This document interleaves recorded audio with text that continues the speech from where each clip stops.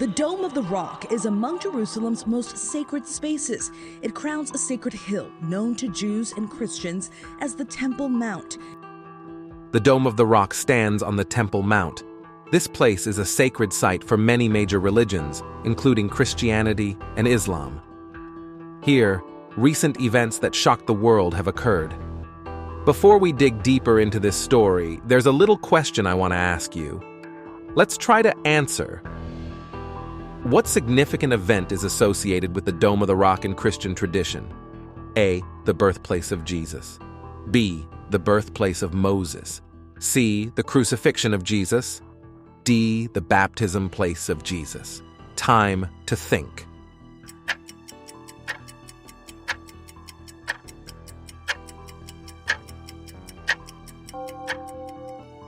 Can wait to see your answer below.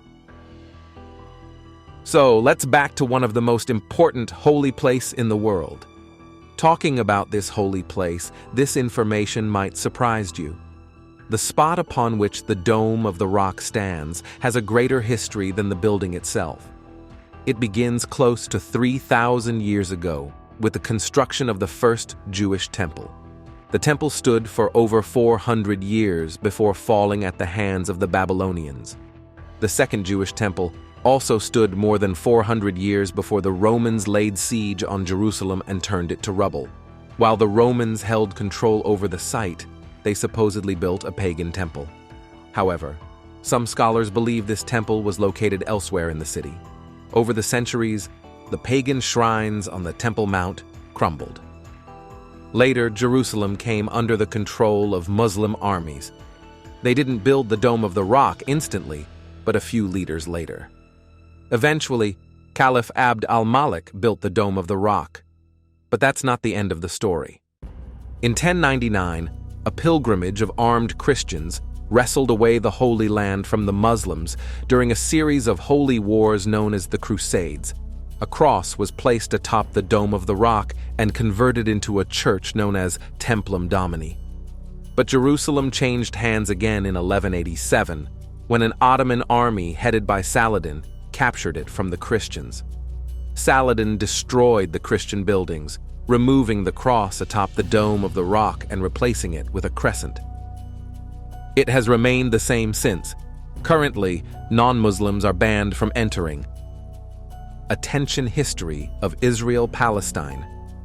For Muslims, the compound hosts Islam's third holiest site, Aqsa Mosque, and the Dome of the Rock, a 7th century structure believed to be where the Prophet Muhammad ascended to heaven. The compound is also where Jews believe the biblical Jewish temples once stood and is known to them as Temple Mount. The contested site has been the focal point of the decades-long Israeli occupation of the West Bank.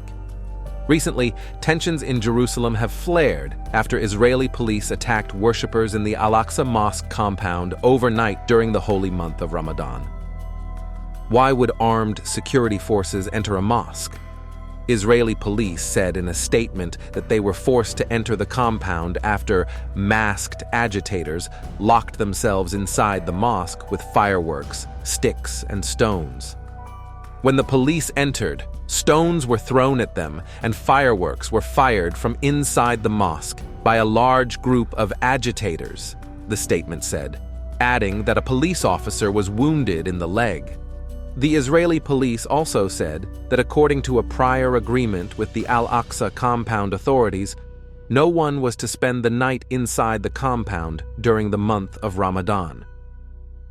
The police said they peacefully tried to convince people to leave, but when that didn't happen, they forced their way into Al-Aqsa, said Al Jazeera's Natasha Ghonaim. Has this happened before? In recent years, the Al-Aqsa Mosque compound has been an annual flashpoint during Ramadan.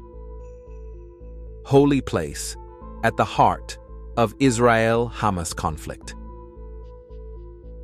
As per the Jews, the compound is where once the biblical Jewish temples stood. The western wall of the compound, known as the Wailing Wall to Jews, is considered as the last remnant of the Second Temple. However, the Muslims believe it is the Al-Buraq Wall, where Al-Buraq, the animal upon which Prophet Muhammad ascended to the sky, was tied by him. The Jews further consider the Temple Mount as their holiest site, because they believe that their first temple was built by King Solomon 3,000 years ago. Because of different beliefs, conflict is inevitable. When Hamas fired a barrage of rockets on Israel as its citizens slept in calmness on the fate day in October, the terror group announced it as the beginning of Operation Al-Aqsa Flood. As the sudden attacks that targeted civilians inside Israel quickly took the shape of yet another war, what remained as a focal point of tension between Israel and Palestine was the Al-Aqsa, a place which always found itself in the conflict between Arabs and Jews. As per a report, the operation was planned and named Al-Aqsa Flood by the mastermind of the attack, Mohammed Didnt, in retaliation for raids carried out at Jerusalem's Aqsa Mosque by Israel. Didnt started planning the attack in May 2021, after the Arab and Muslim world were left enraged by a raid carried out by Israel on Aqsa Mosque. It was triggered by scenes and footage of Israel storming Aqsa Mosque during Ramadan, beating worshippers, attacking them, dragging elderly and young men out of the mosque. All this fueled and ignited the anger. A source was quoted as saying in Gaza, "This is a terror attack that needs to be condemned. Terror is terror, all over the world, throughout history. You can see that Israel's citizens unite in difficult situations. People help each other, and they become stronger when facing difficulties." However, this is not the first time Aqsa Mosque, which is part of a larger compound located in the old city of Jerusalem, has been drawn into a conflict. The disputed mosque complex has been at the center of the Israel-Palestine conflict for years. The contested site became a matter of concern after East Jerusalem went under the control of Israel after the Six-Day War in 1967. Officially, the control of the mosque and its area was given by Israel to an Islamic group. However, the Israeli forces were allowed to visit the site and also gave permission to Christian pilgrims to visit the Temple Mount, which is considered as holy by them also for its connection with events in the life of Jesus Christ. A new tunnel was opened near the compound of the Aqsa Mosque in 1996, which was seen by Palestinians as a violation of their sacred site. This led to clashes, which resulted in more than 80 deaths in just 3 days. Israel's then opposition leader, Ariel Sharon, along with a group of Israeli lawmakers, visited the Temple Mount complex in 2000. After 2005, some Jewish religious factions demanded that more rights should be granted to them for visiting the place and expressed their aspiration of reconstructing an old temple in place of the Dome of the Rock, which they believed once stood there, further sparking controversy and debate. The tensions reached a crucial point in 2014 after the assault on Yehuda Glick, who was a Jewish religious leader. Responding to the attack, Israel closed the access to Al-Aqsa, a step which was not taken since 1967. Palestinians were already restricted from entering the compound by Israelis through various methods, like building the separation wall in the early 2000s, which stops Palestinians from the West Bank from getting entry into Israel. In March and April of 2014, tear gas and stun grenades were used by the Israeli police against Palestinians within Al-Aqsa, which drew international condemnation. This ignited protests by Palestinians, which soon turned into violent clashes and marked the start of the second Palestinian uprising called the Al-Aqsa Intifada. The clashes at the site of Al-Aqsa Mosque in 2021 also triggered a 10-day war with Gaza. Both Muslims and Jews complain that they don't have the right to pray on the holy esplanade, and both use violence. Violence can sometimes break the mold and trigger negotiations. If that happens, perhaps the situation at the holy places will improve. Can Israel avoid sparking a holy war? Al-Aqsa has become an important political symbol of autonomy for both Arab Christian and Muslim Palestinians, and Al-Aqsa is in danger has become a powerful recruiting slogan for Muslim fundamentalists and Palestinian nationalists alike. Rock-throwing youths often battle with Israeli police during religious holidays. Meanwhile, as Israel has tilted right and grown more religious, an increasing number of Jews demand to pray at Judaism's holiest site, a stone's throw from the Western Wall. They argue that denying them this right is tantamount to religious persecution. Amit Halevi, a member of Israel's ruling coalition, declared, "God's house is everyone's house." He called for Israel to partition the compound, forcing Muslims to relinquish the northern area that includes the Dome of the Rock, which he contends is the place on which the temple stood, though no one knows the precise locations of the ancient sanctuaries. His justification is simple: the Temple Mount is ours. The Palestinian Ministry of Jerusalem Affairs predictably warned the implementation of this plan will lead to religious war. That war may now have begun. Hamas is eager to use both real and imagined threats against this place of pilgrimage to galvanize support for its bloody campaign throughout the Muslim world. It is sobering to recall that the last time Muslims were expelled from Al-Aqsa, it sparked a century of war that ended up uniting a fractious Islamic world. By taking any change to today's status quo off the table, religious extremists on both sides will be served notice. They cannot be allowed to use quarrels over God's house to bring more ruin and destruction to an area that billions around the world honor as a holy land. The Dome of the Rock is destroyed. Why didn't Israel destroy the Dome of the Rock after the Six-Day War like they did with the Sheikh Mosque and Moroccan quarters? Before we answer this question, if you look at the Charter of Israel's independence, you can see it will guarantee freedom of religion, conscience, language, education, and culture. It will safeguard the holy places of all religions, so it would not be strange if Israel promotes peace and minimizes further conflicts that will occur here. Israel respects archaeological sites and holy sites of all ethnicities and religions. Unlike some sects and regimes, neither the Jewish religion nor the Israeli government wantonly and purposely destroys the archaeological record of non-Jewish predecessors, nor seeks to erase currently existing, active holy sites of other religions. Freedom of religion is the law in Israel, and Israel protects the holy sites of all religions, making them accessible to all. Please note that the Sheikh Mosque, actually a madrasa or house of Islamic study, was destroyed to rubble by Jordan in the 1948 war they launched against the existence of Israel. When Israel cleared architectural rubble and slum dwellings from the Mughrabi quarter, the rubble of the previously destroyed and nearly forgotten mosque was part of what was cleared away. For one thing, even at the most generous interpretation, the Moroccan quarter was never more than a tiny sliver of tenements lying between the Jewish quarter of the old city of Jerusalem and the Jews' revered Western Wall, the last standing remnant of the temple in Jerusalem that had been destroyed by Titus in 70 CE. No more than a handful of families ever lived there, though their apartments had been built within 3 or 4 meters from the Western Wall, and the residents continually harassed the Jews of the Jewish quarter when they passed through the narrow alleyways that were the only public access to the wall to gather and pray there. Both the Jewish quarter and the Moroccan quarter were largely destroyed in the fighting.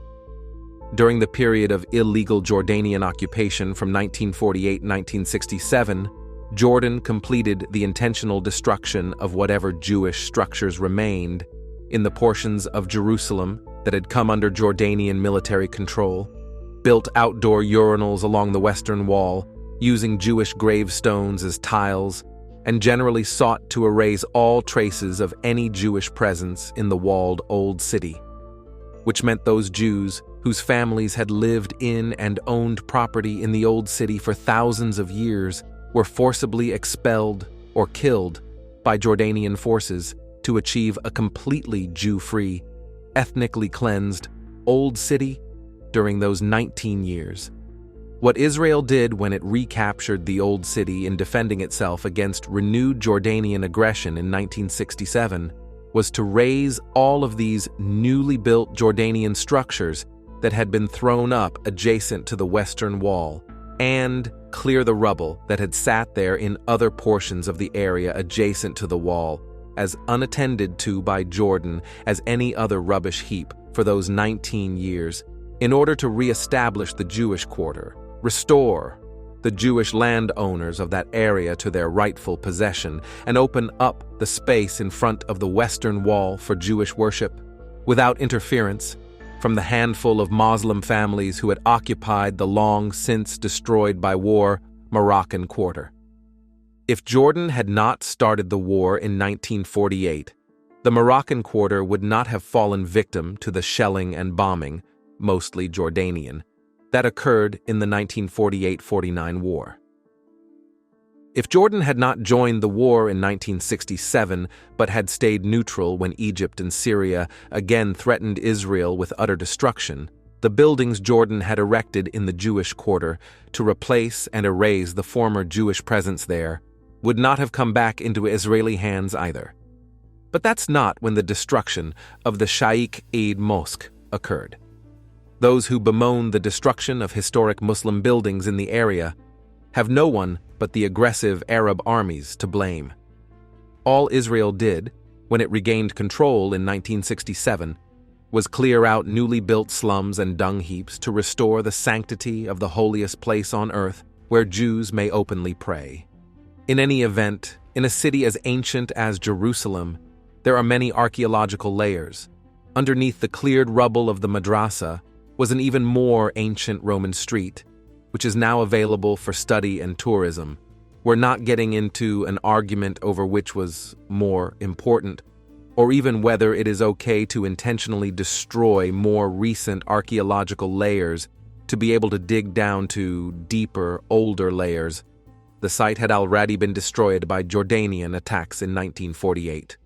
But it is simply a slander and a lie for the purveyors of this story to allege that Israel, intentionally and in cold blood, after the 1967 war was over, destroyed a functioning Muslim holy site out of revenge, hatred, or spite, or even to allege that Israel intentionally destroyed a valuable archaeological site out of revenge, hatred, or spite.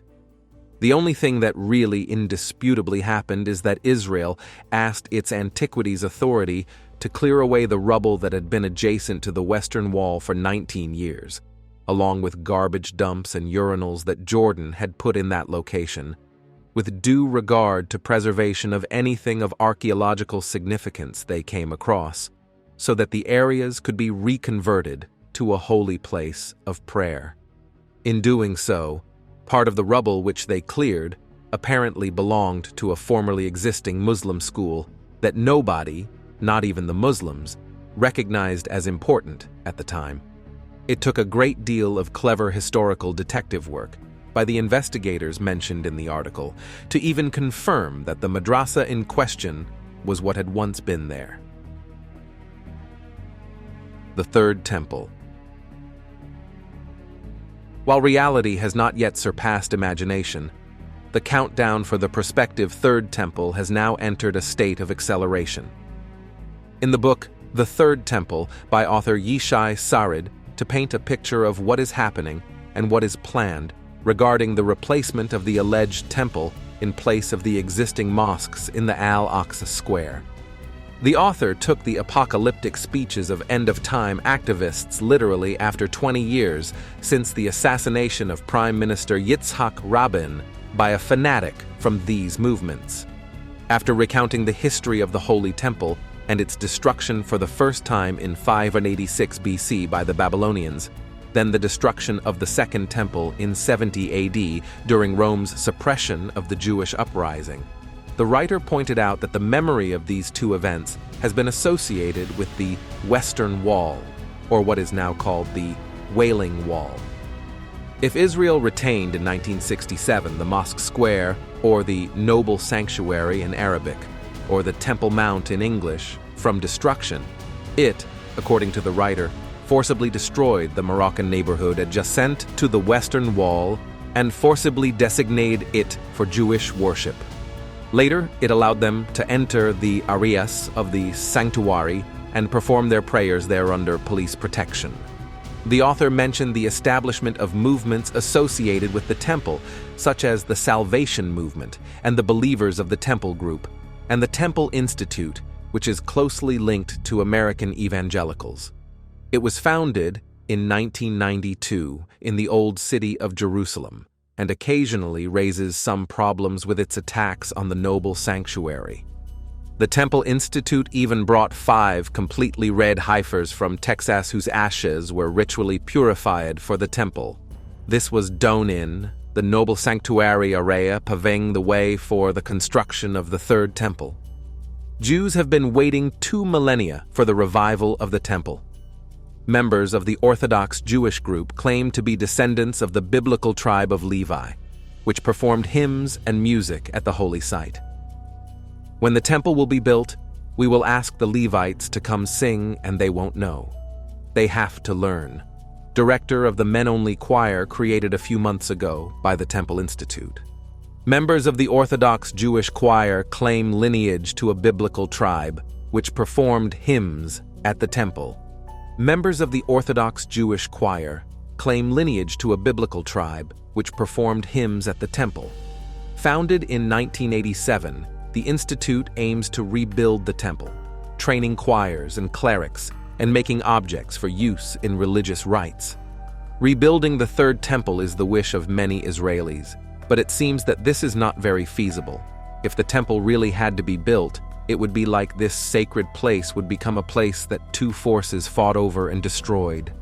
So people wonder, can the third temple be built without destroying the Dome of the Rock? The answer is maybe yes.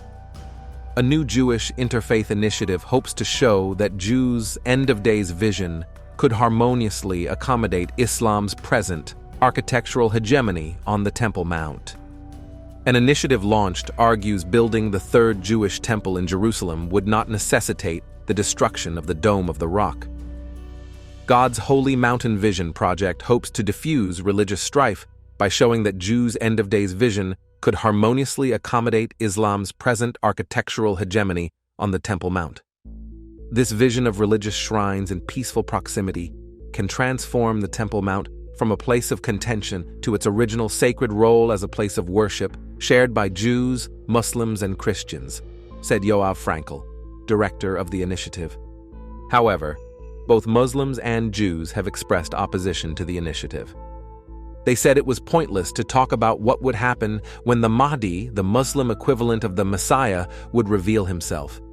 Even Jews believe that it is prohibited to rebuild the temple until the Messiah comes. So what is there to talk about? If he will decide whether or not to rebuild the temple. If he decides that it should be rebuilt, people will go out to the Temple Mount and help carry the rocks. Mainstream Orthodox rabbis have opposed attempts to rebuild the temple since the mount came under Israeli control in 1967.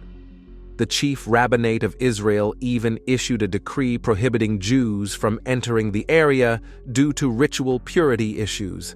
However, several grassroots organizations have called to take steps to renew the sacrifices on the Temple Mount and rebuild the temple. However, time will have to wait to see whether these projects come true or not. What if the third Jewish temple was built atop the Dome of the Rock? It is true that in the Middle East, one building is often found to be built on top of an older one, but that is not going to happen. The temple will be built, hopefully soon, and quite likely covering the foundation stone over which the dome currently stands. However, a number of things are likely to have to happen in order for that to be possible, such as, for example, the arrival of the real Messiah, who will signify the end of the current world order. Way things are going, the world needs this now more than ever, but Christians will wait daily for his arrival, however long it takes. Everything is God's will. If he allows it, it will happen.